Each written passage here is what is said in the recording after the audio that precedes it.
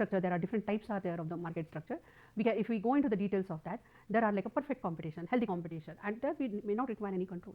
But there are certain situations like a monopolistic competition, it is still better, it is acceptable. But if there is oligopoly or monopoly, that are completely affecting the social welfare. So when we are talking about this competition, obviously customer, cost and capabilities, if I want to put this competition, I guess these three factors are important. It's like customer, services and products are coming for the customer, cost effectiveness, that is one important factor is there, and the capabilities, the creator, the owner, the business houses, so their capabilities, that is very important.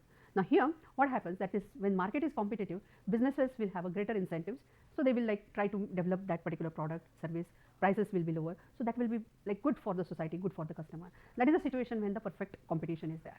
But when there is like it moves from that perfect competition to monopolistic competition, I will say that yes, still in this particular scenario where the preference is given to the choosing one product over the another, that consumer have that particular that choice, and sellers like they are setting the prices.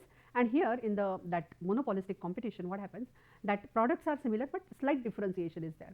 So that slight differentiation is a creativity or some additional kind of aspect, like a dimension which is like a given by the creator. So that is acceptable. That gives a, that is kind of, for example, toothpastes are there, and there are like you can just imagine and take an example of different kinds of a toothpaste and see that how exactly the offerings are there. So that is okay. That up to that is acceptable. So perfect competition, that is expected, that we are expecting. Monopolistic, okay, we are still okay with that particular thing, there is no issue. But when you go into the oligopoly, what happens? Here only 3 or 5 dominant firms are there, or players are there in the market. And now, as Smith said, whenever there are like conversation, and if that particular parties come together, there may be the issue. And this particular